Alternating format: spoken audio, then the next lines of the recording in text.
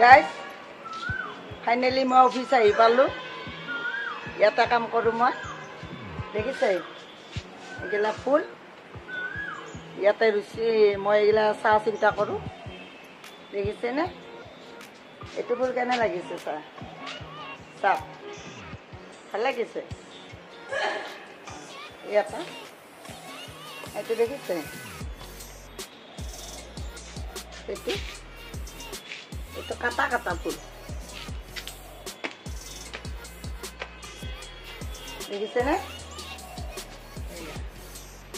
এইগিলা ফুল গোটেই এনেকৈ বাৰান্দাত লগাই দিছে। মই এইগিলা চাফা কৰোঁ। ইয়াতে কাম কৰোঁ মই। ঠিক আছে, আপোনালোকক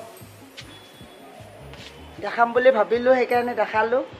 কেনেকুৱা লাগিছে কমেণ্টত জনাব। লাইক কৰিব, শ্বেয়াৰ কৰিব, কমেণ্ট কৰিব, ছাবস্ক্ৰাইব কৰিব। ফুলকোটার গীতে কেন লাগে? ফুলকোটাও খুব ভালো লাগছে। ভালো লাগিছে না? ফুলকোটাই ভালো লাগছে।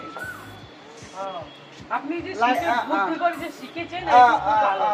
এইটা আমি খুব ভালো পাইছো। লাগিলে আপনি কবা মই আনি দিম। আচ্ছা ঠিক আছে। ফুলকোটা খুব ধুনীয়া লাগছে। কোৰ পৰা নিয়ে আছে? এই নাৰ্সাৰী পৰা লৈ আহিছো। নাৰ্সাৰী পৰা? হয়। আচ্ছা, কিমান কৈ দাম নিয়েছে?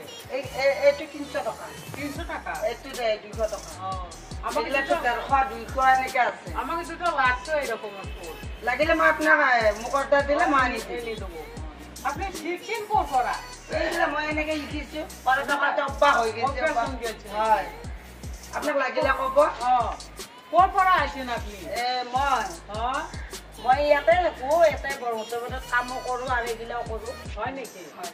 ধুনীয়া লাগছে। ধুনীয়া লাগছে না?